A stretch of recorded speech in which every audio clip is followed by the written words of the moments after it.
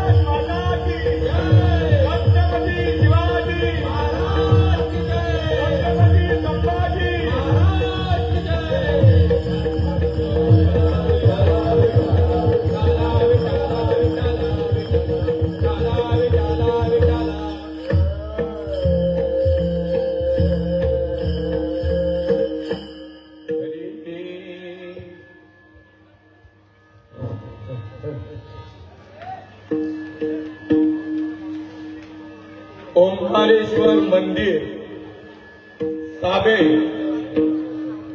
जीर्णोद्धार आणि प्राण प्रतिष्ठा सोहळा आजपासून प्रारंभ होत आहे। कार्यक्रमाचं आयोजन शिवान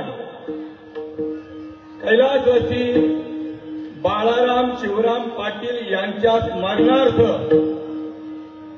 ओंकारेश्वर मंदिर साबे गावामध्ये झालेलंच आहे। ठिकाण श्रीमती यशोदा बाळाराम पाटील नगर साबेगाव दिवा पूर्व। आपले नम्र व्यवस्थापक साबे ग्रामस्थ आणि स्वागतोत्सव श्रीमती यशोदा बाळाराम पाटील,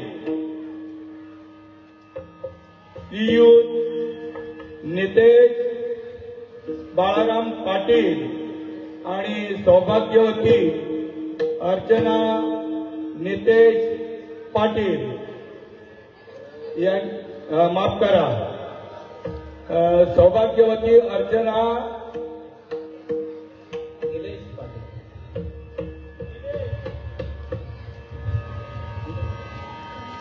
निलेश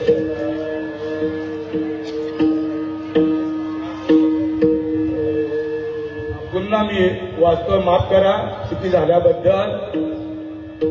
आपले नम्र साबे ग्रामस्थ मंडळ आणि आमच्या श्रीमती आई यशोदा बाळाराम पाटील, श्री निलेश बाळाराम पाटील आणि सौभाग्यवती अर्चना निलेश पाटील यांच्या सहयोगाने या कार्यक्रमाचं नियोजन केलेलं आहे आणि उद्घाटनपर मज पामराकडे आलेली ही कीर्तन रूपी सेवा। वास्तविक मी काही कीर्तनकार वगैरे नाही आहे किंवा कीर्तन करणं हा माझा धंदा नाहीये, पण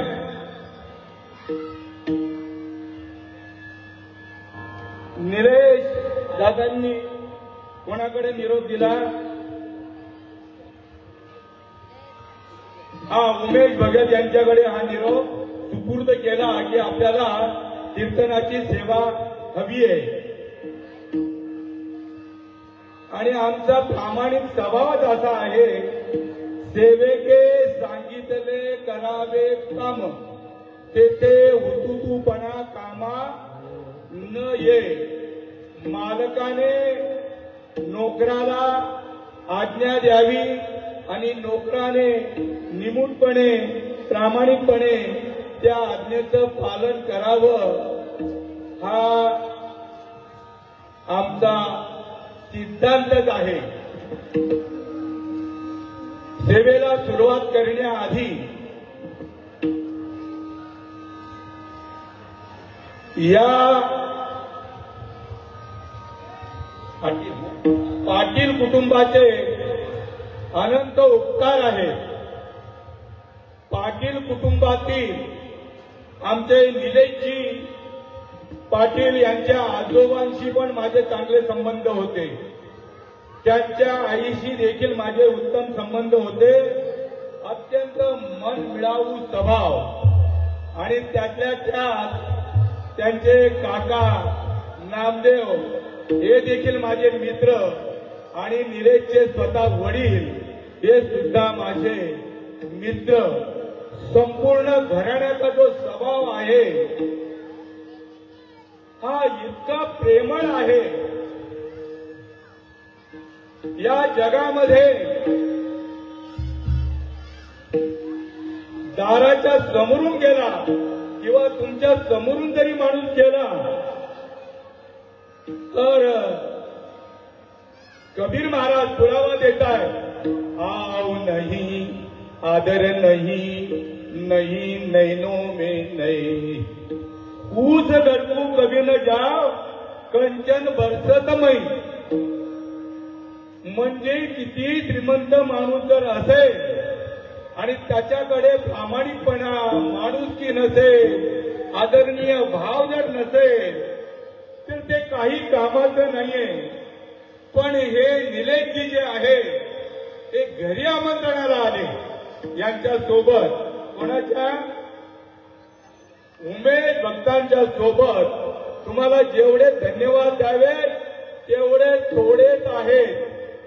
अरे बाप रे, ओंकारेश्वराला तुम्ही घेऊन आला जगाच्या सेवेकरता. कोणाकरता देव येतो? जगाची सेवा करण्याकरता येतो. आणि हा उपक्रम तुम्ही राबवलात. अरे ज्या आईवडिलांच्या पोटी तुम्ही जन्माला आलात त्या आईवडिलांना या कार्यक्रमाचं जे नियोजन आयोजन जे केलेलं आहे ते नामदेव महाराज त्यांच्या मुलांना धन्यता देत आहेत. धन्य त्याची माता, धन्य त्याचा पिता, धन्य त्याची माता, धन्य त्याचा पिता, धन्य त्याची माता, धन्य त्याचा पिता, धन्य त्याची माता, धन्य त्याचा पिता, धन्य त्याची माता,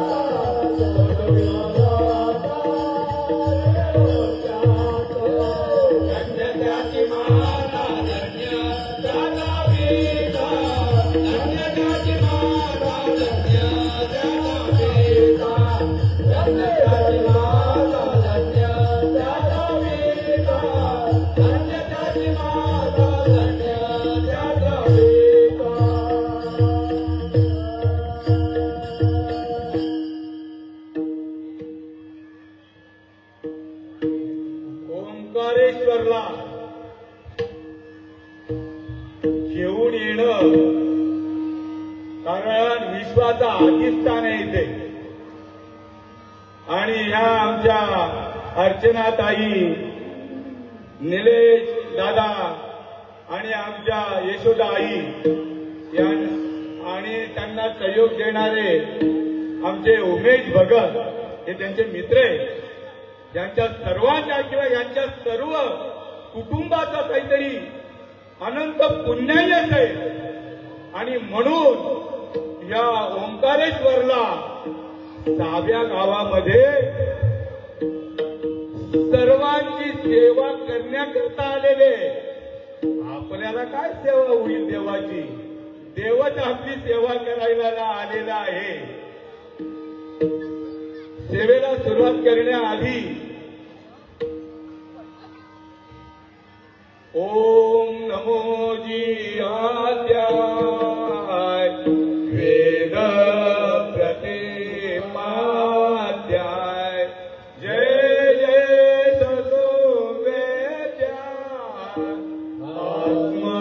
आत्मरूपा देवा तुझी गणेश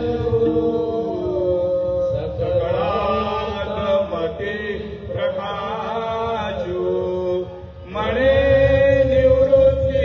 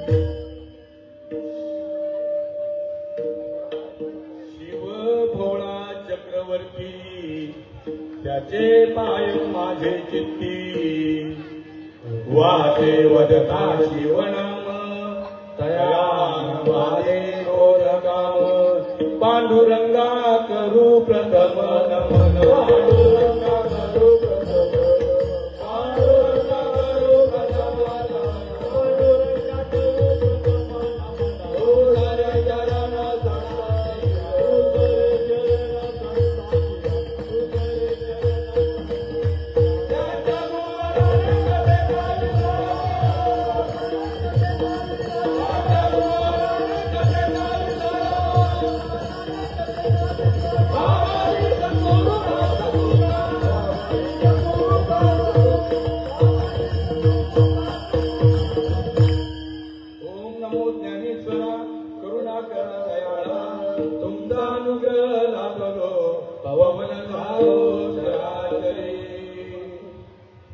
सेवेला सुरुवात करण्याआधी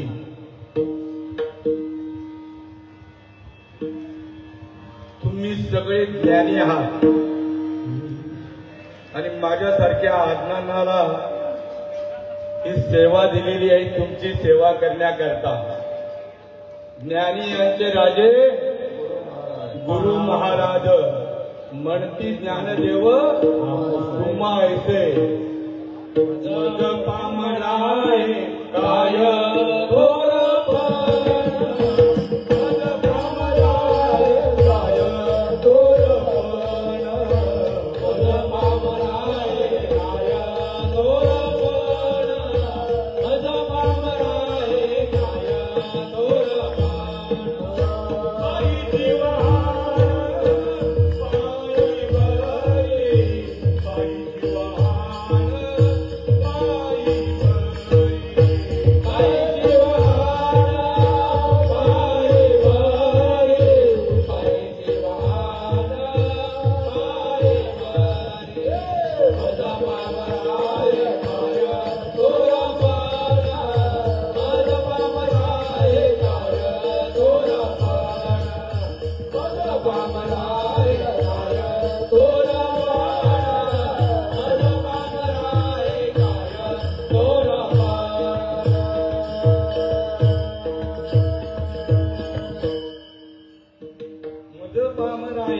काय थोरपण बाई चप्पल किती जरी किमतीवान असली तरी तिला अंगा खांद्यावर कोणी खेळवीत नाही. मग तिचं स्थान कुठं असतं तर प्रत्येकाच्या पायामध्ये तसं तुम्हा सर्वांच्या चरणावर नतमस्तक होऊन सेवेला सुरुवात करीत आहे. मस्तक हे पाया, मस्तक हे पाया, मस्तक हे पाया, मस्तक हे पाया. या वारकरी संतांच्या, या वारकरी संतांच्या, या वारकरी संतांच्या, या वारकरी संतांच्या, या वारकरी संतांच्या. मस्तक माझे पायावारे, मस्तक माझे पायावारे, मस्तक माझे पायावारे, मस्तक माझे पायावारे.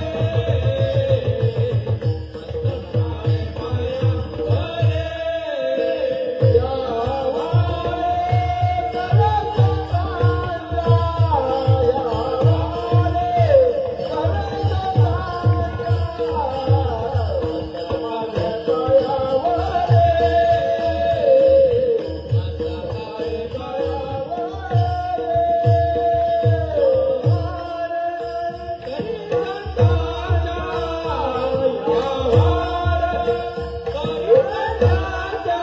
सरसंतांच्या, या वारे आजच्या या जीर्णोद्धार आणि प्राणप्रतिष्ठाच्या निमित्ताने मला बहु अवघड आहे संत भेटी, पण भगवंताने माझ्यावर उत्तम कृपा केली. त्यामुळे आजचा दिवस जो आहे त्या आजच्या दिवसाला मी धन्यता देतो. कारण का तर धन्य आहे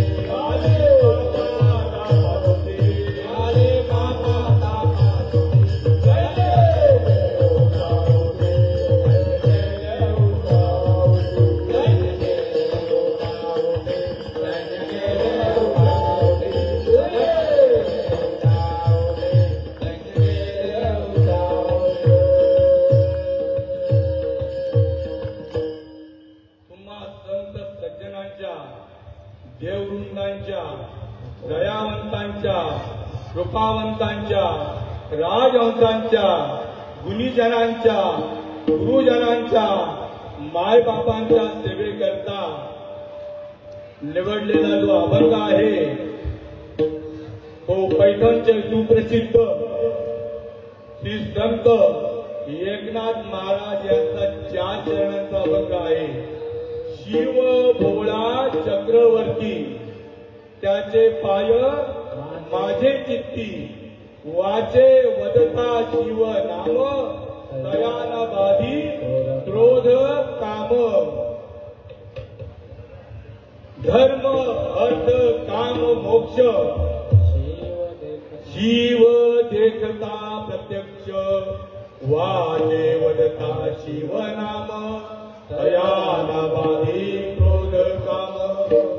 एका जनार्दनी शिव निवारी कळी काळाचा भेव, वाचे वदता शिव नाम, दयाना बाधी क्रोध काम. शिव भोळा, किती भोळा आहे. त्याच्या भोलेपणाला मर्यादा नाही, अमर्याद भोळा आहे. शिव जाणतेने भक्ती करतोय का नेमतेने करतोय आहे, तो कोणा कुणाचे अवगुण पाहत नाही, कुणाचे गुण पाहत नाही. सज्जन असो या दुर्जन असो त्याच्यावरती तो देखील प्रसन्न होतो.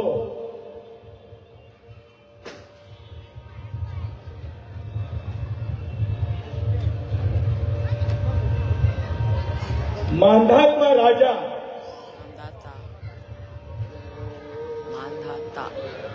याने नर्मदा नदीवर पर्वतावरती घोर तपश्चर्या केली आणि घोर तपश्चर्या करून शिवाला प्रसन्न केलं आणि प्रसन्न केल्याच्या नंतर शिवाने विचारलं, तुला तुझ्यावरती मी प्रसन्न आहे, काय हवं ते माग. तर त्या राजाने सांगितलं की तुमचं निवासस्थान इथे बसू द्या आणि म्हणून नर्मदा नदीच्या किनाऱ्यावरती जे पर्वत आहे त्या नगरीला ओंकारेश्वर ही नगरी या नावाने ती तीर्थक्षेत्र प्रसिद्ध आहे आणि त्या ओंकारेश्वराला आपल्या साबे गावामध्ये आणलेलं आहे. कशा करता तर उद्धार करण्याकरता. महत्वाचा विषय कोणता आहे? जीर्णोद्धार म्हणजे उद्धार करण्याकरता आहे आणि तो उद्धार होण्याकरता सगळ्यांना अधिकार आहे. सगळ्यांनी येथे आहे अधिकार.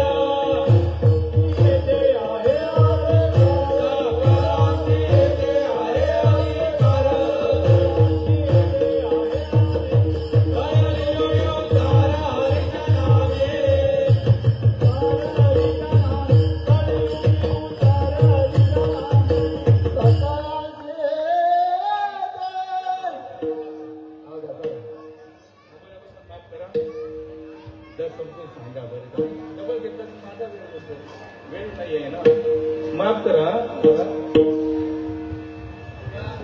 सगळ्यांची येते आहे अधिकार. कलियुगी उद्धार हरीच्या नावे. हा देह कशा करता मिळालेला आहे हे जास्त महत्वाचं आहे. ही कथा ऐकताना प्रत्येकाने कशी ऐकायची आहे तर तुम्हाला या ओंकारेश्वराचं दर्शन आज देखील या क्षणाला होईल. पण कथा कशी ऐकायची आहे?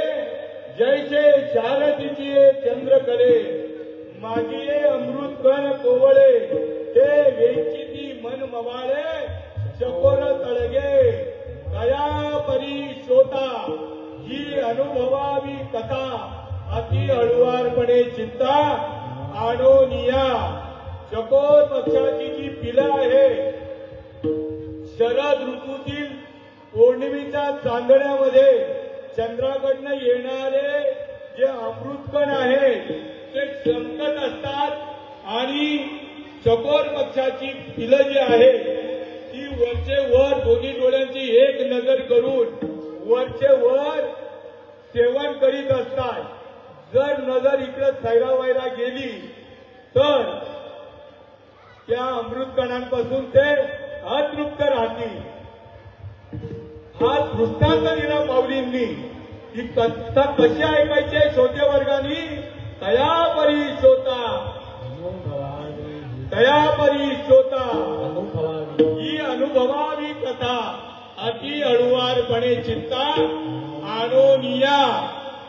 कशी ऐकायची आहे तर सर्व इंद्रियांचा एक कान करून म्हणजे तरी अवधान एकले दिले मग सर्व सुखाची पात्र होईजे. हे प्रतिज्ञ उत्तर माझे उघड ऐका. सर्व इंद्रियांचा एक कान करून जर ही कथा तुम्ही जर सेवन केली तर हा ओंकारेश्वर तो तुम्हाला सोडून नाही आणि तुम्ही त्याला सोडून नाहीये. तो सदा सर्व काळ तुमच्या हृदयामध्ये विराजमान आहे. सदा सर्व काळ म्हणजे नित्य आणि निरंतर. कारण त्याच्याशिवाय कर्तुम अकर्तुम अन्यथा कर्तुम ही शक्ती कोणाची आहे? ओंकारेश्वराची. आणि हा कधीचा आहे? हे कधीचा आहे? अनादी काळापासून आहे. अनादी काळापासून. ते अनादी परब्रह्म जगदादी विश्राम धाम दयाचे एक नाम पाय असे. आणि हे जे नाम आहे हे कधीपासून आहे? अनादी काळापासून चालत आलेलं आहे. आणि तेच नाम हा जीवात्मा ज्या वेळेला आईच्या गर्भाशयामध्ये जन्माला आला त्या नामासोबतच आलेला आहे. त्या भजनासोबतच हा जीव आलेला आहे. आईच्या गर्भाशयामध्ये हा 5व्या महिन्याचा गर्भ तयार झाल्याच्या नंतर देवाकडे आराधना केली की देवा मला या गर्भीच्या यातना सहन होत नाही, कृपा करून तुम्ही मला बाहेर काढा. देवाने सांगितलं मी जर तुला बाहेर काढलं तर तू काय करशील? तर म्हणे मी तुझं अखंड भजन करीन. देवाला फार आनंद वाटला. देवाने काय केलं? या ओंकारेश्वराचं भजन त्या टाळूद्वारे त्या प्रत्येक जीवात्माच्या ठिकाणी रोमारोमामध्ये प्रेरित केलं. हा देह दिला देवे भजना गोमटा. म्हणजे ओरिजिनल देह मनुष्य जात सकळ स्वभाव जात भजनशील झाले असे केवळ माझे ठाई. तरी ज्ञाने विने नाचिले बुद्धी भेदाची आले आणि कल्पू नये ते कल्पिले अनेक तत्व. याच्या ठिकाणी भजन देऊन पाठवलेलं आहे. देवाला वचन काय दिलं? मी तुझं अखंड भजन करीन. आणि बाहेर आल्याच्या नंतर देवाने विचारलं आईच्या गर्भाशयामध्ये काय वचन दिलं? दिले गर्भात वचन देवा करीन भजन नाही पाळिले वचन झाला देवाची बेमान. बाहेर आल्याच्या नंतर बेमानगिरी कशी आहे बघा. बाहेर आल्याच्या नंतर नाईबाई काय करते? सुईनबाई त्याचा पद्मनाभ छेदन करते. आणि छेदन केल्याबरोबर देव विचारतो माझ्या भजनाचं काय झालं? जन्माला आल्याबरोबरच विसरला. धरणी वायू लागता स्मरण विसरे तत्वता आणि ओळखू लागे माता पिता कोहम कोहम रडे. कोणाच्या भजनासोबत आला होता? ओंकारेश्वराच्याच भजनासोबत. आणि नाथ महाराज याच भजनासाठी वन भटकत होते. काय? देवाच्या भेटी करता वन भटकत होते. प्रत्येक माणूस देवाच्या भेटी करता वन भटकतो. पण देव काय भेटत नाही. कारण देव भेटून देणारा किंवा देव प्रगट करून देणारा ते भजन मिळवण्याकरता कैमी उद्धार हृदय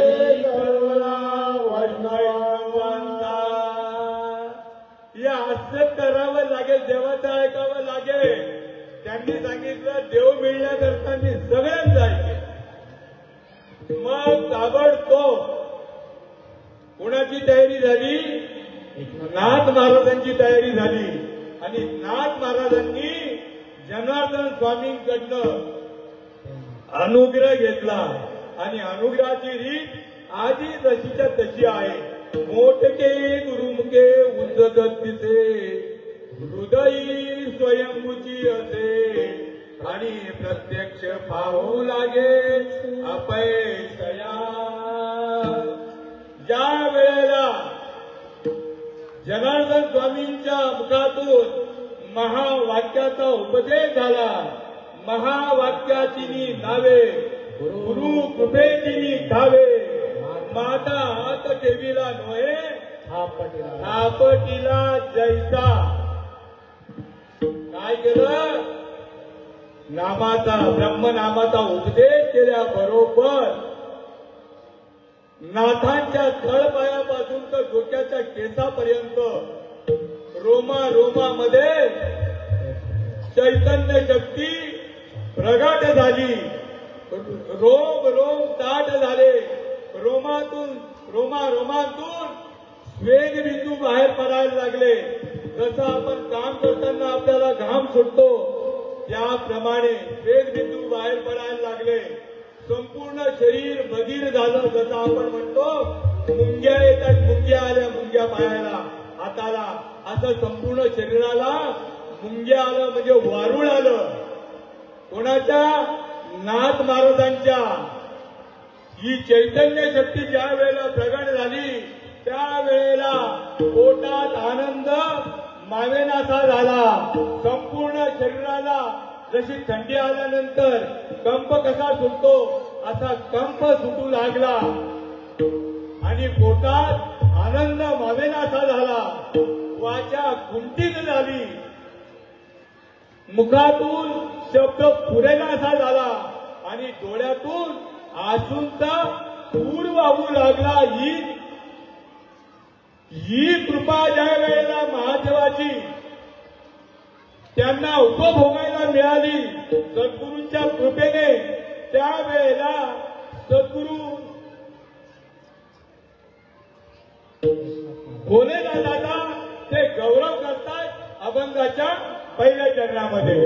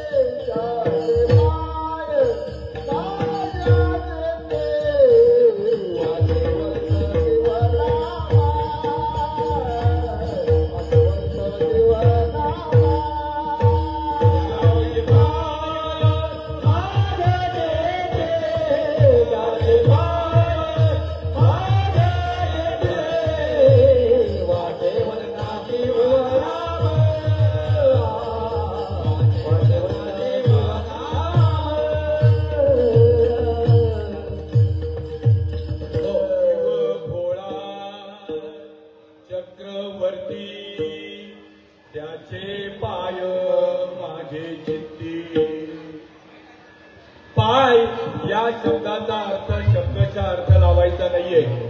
संतांच्या वाङ्मयातून पाय म्हणजे चरण, नाम. चरण हा शब्द कशाला म्हणतायत? नामाला म्हणतायत.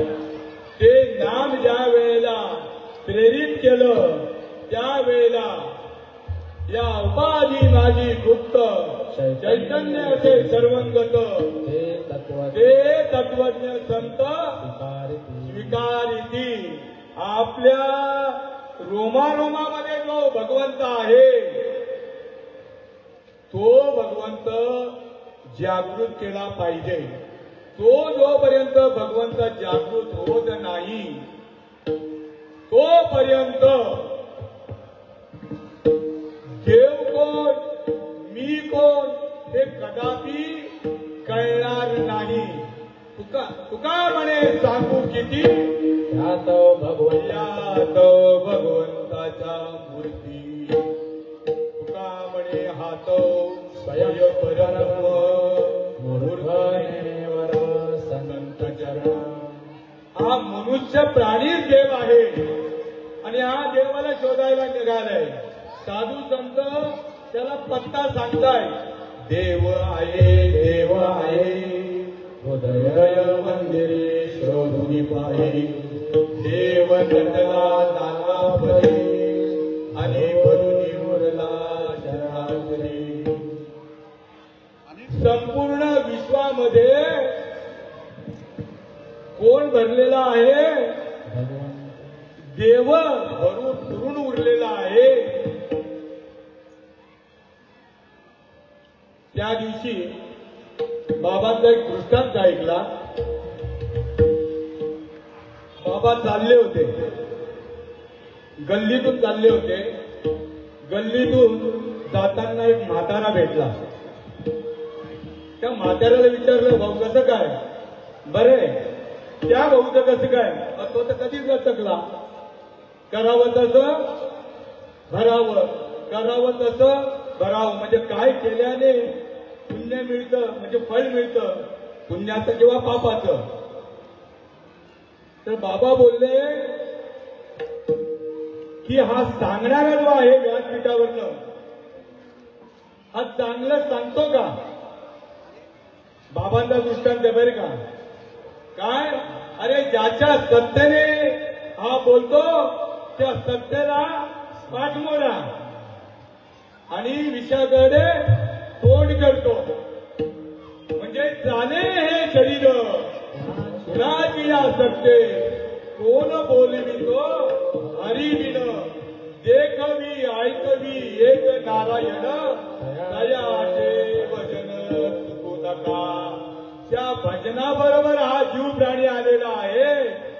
ते भजन जोडण्याकरता महापुरे झाडे जाती, तेथे लवाळे. एवढी नम्रता घ्यावी लागेल. माणूस वाकायला तयार नाही, पण देवासाठी तरी वाका. हा देव काही तुम्हाला तसा भेटणार नाही. मनी नाही भाव देवाला भाव, मनी नाही भाव देवाला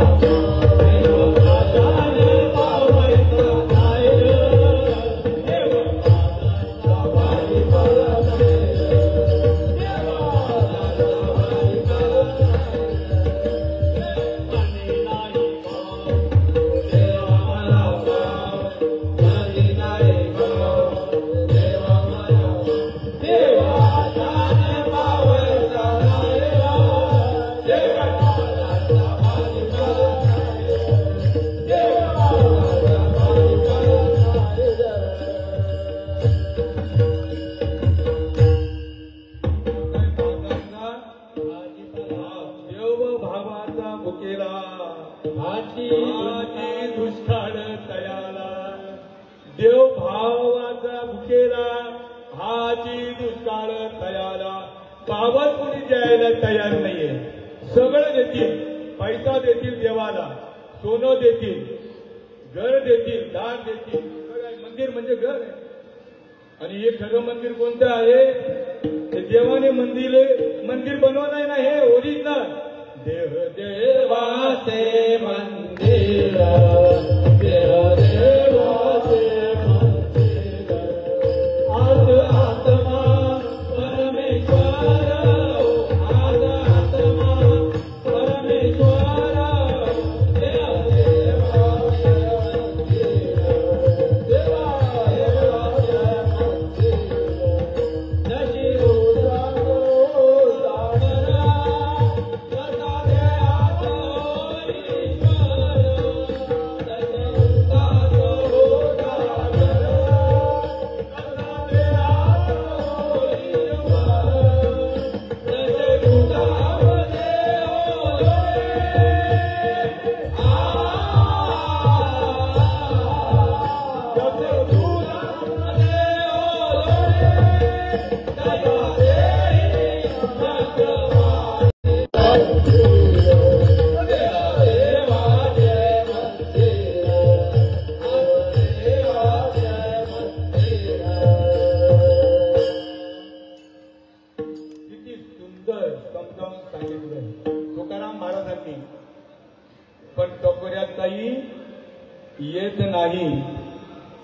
जैसी दीपकलिका धाकुटी बहु तेजाते प्रगटी तैसी सद्बुद्धीचे कोणी मनोदये. एवढीची पत्नी मोठा हात प्रकाशित करण्याचं तिच्यामध्ये सामर्थ्य आहे. तुम्हा आम्हाला जी मिळालेली बुद्धी आहे ती संकुचित नाहीये बरं का, म्हणजे छोटी नाहीये. जेवढा विचार व्यापक विचार कराल तेवढी आहे. आणि व्यापक विचार जर केला तर कोणता पुरावा दिला आता? देवाचे मंदिर याला क्लिअर करायचंय, स्वच्छ करायचंय. याला स्वच्छ जोपर्यंत करत नाहीये तोपर्यंत ओंकारेश्वर काही आपल्या हृदयामध्ये येऊन बसणार नाही. जेणे भ्रांतीपासून रचले गुरु वाक्य मन धुतले आत्मस्वरूपी घातले हरोया. दृष्टांत काय दिले?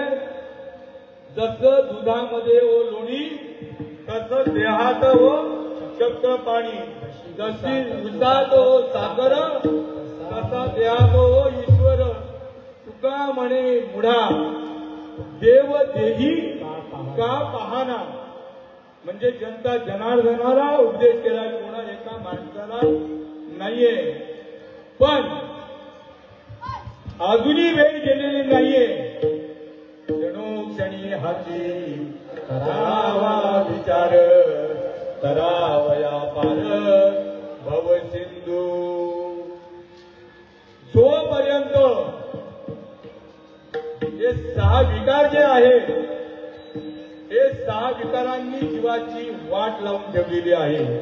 काम, क्रोध, लोभ, दंभ, अहंकार, मोह. हे 6 विकार जे आहेत किंवा काम, क्रोध, लोभ दयाचे अंतरी नाही अधिकारी आयसा येथे.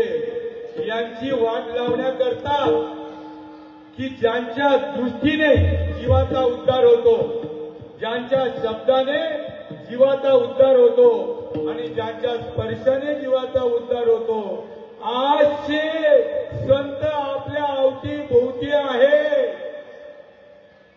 संत बीज पलटे नहीं युग गए अनंत, हर एक युग में अवतार धरे फिर भी संतों के संत आदि संत आहे. तुमची चैतन्य शक्ती तुमचा देव प्रगट करून देणारे आहे.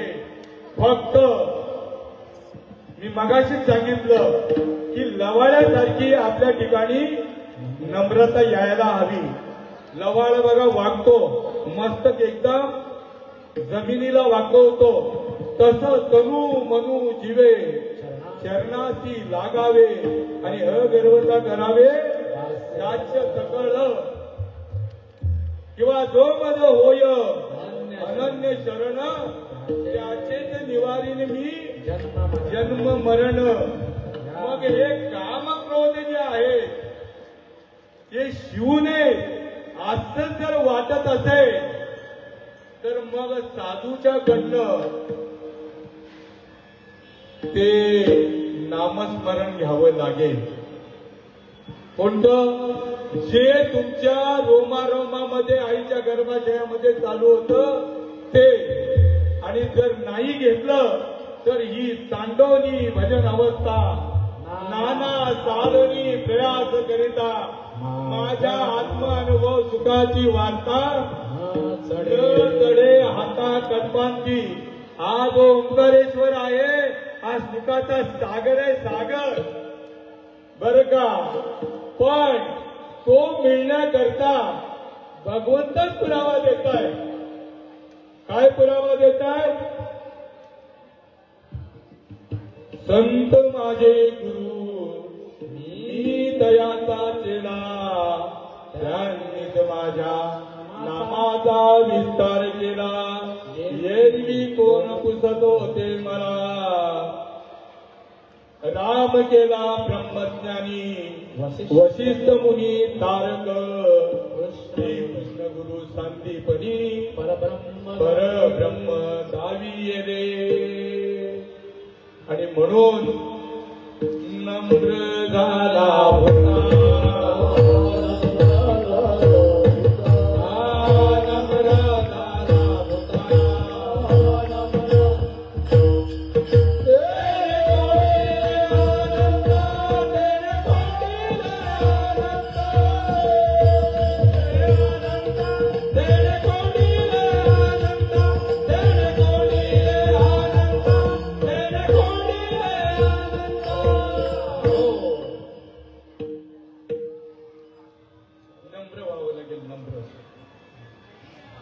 कोण झाले नम्र, महादेव पण झाले, राम पण झाले. भजन करी महादेव, भजन करी महादेव, भजन करी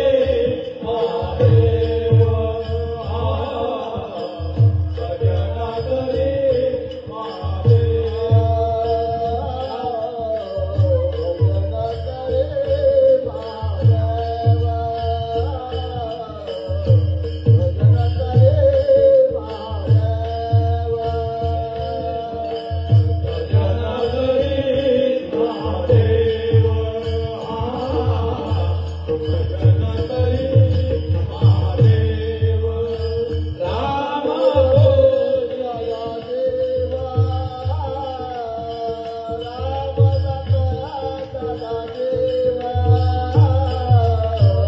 भजन करी महादेव.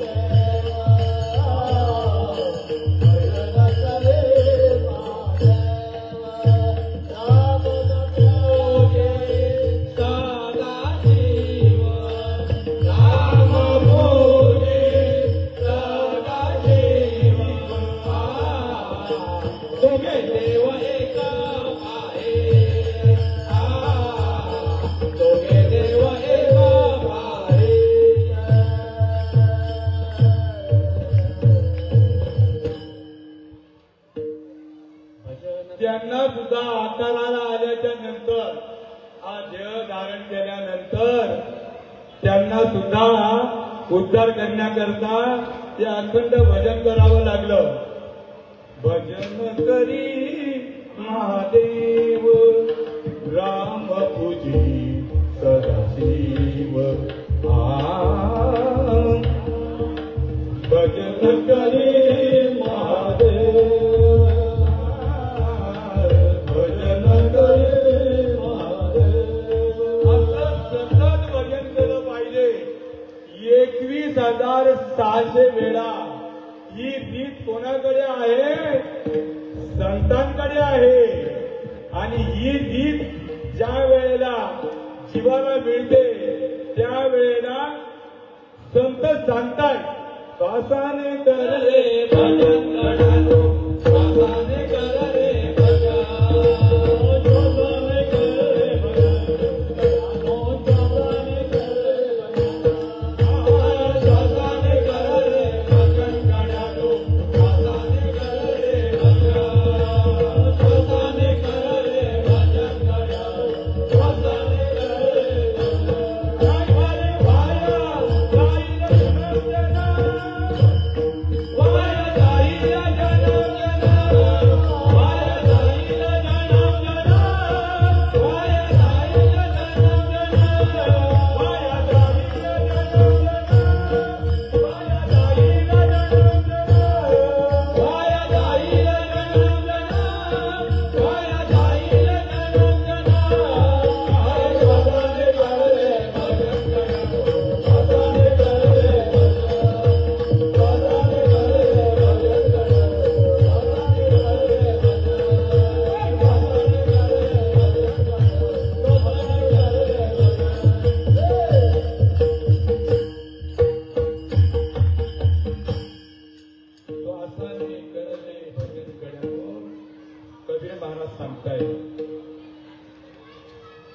रीत अशी आहे, वैखरी वाणीने देव सुद्धा भजन करू शकत नाही.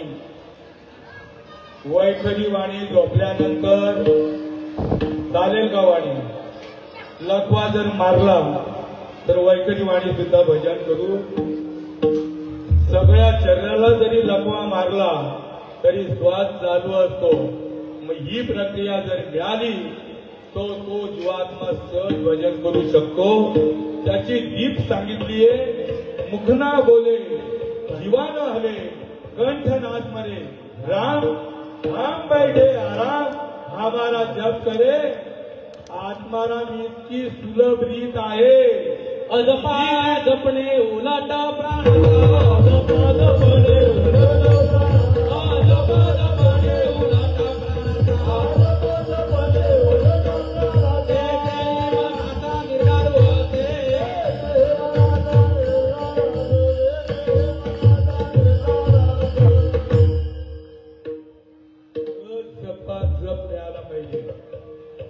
जीवाची अपेक्षा पाहिजे.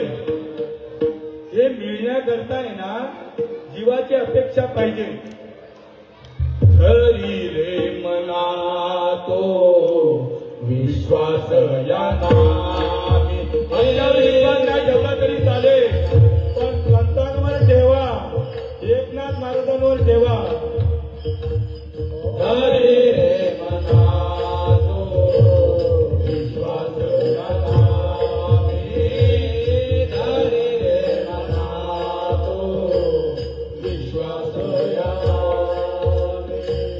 अखंड राम नामी ओळखे धरी. अखंड राम नामी ओळखे धरी. जप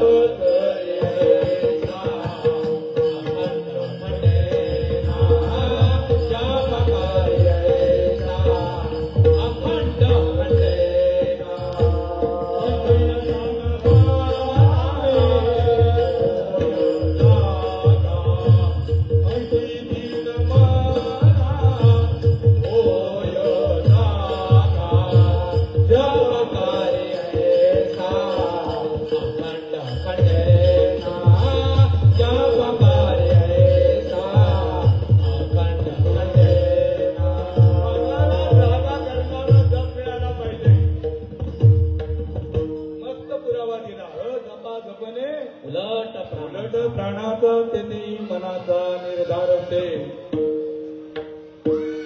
अखंड राम नामी ओळखी जरी जप करी ऐसा.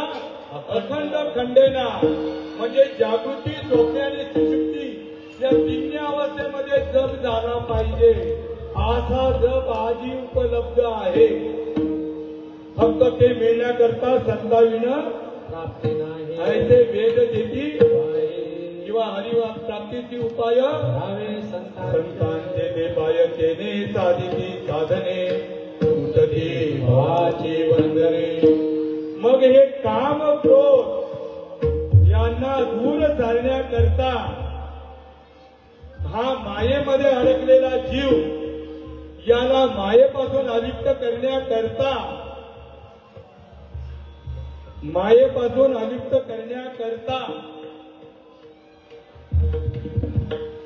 सतत भगवंताचं नामस्मरण करावं लागेल.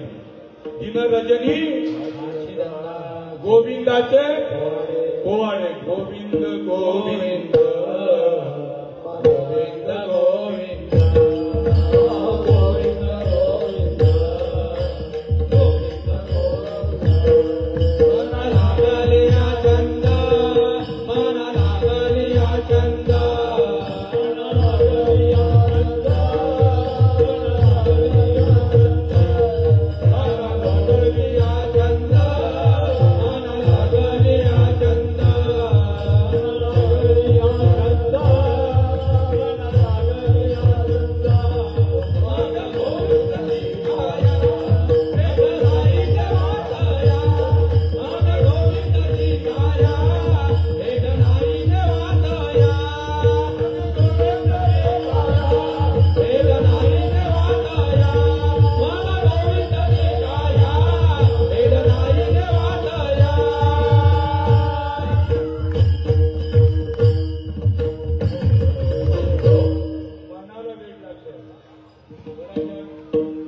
तुकाराम महाराजांच्या गोविंद गोविंद मनाला गलिया छंद. तुका म्हणे छंदे मन मोहिले. असा छंद लागला पाहिजे. गोविंद गोविंद मनाला गलिया छंद. मग गोविंद ती काया भेद नाही देवातया. त्याची काया कशी होते? देवरूप होते, शिवरूप होते. शिवरूप होण्याची लक्षणे सांगितली पुढच्या चरणात. आनंदले मन प्रेमे पाझरते लोचन. मग गोविंद ती काया भेद नाही देवात या. मग ही काया गोविंद रूप होण्याकरता शिवरूप होण्याकरता काय करावं लागेल? अभंगाच्या दुसऱ्या चरणामध्ये शिवनाम वाचे वदता शिवनाम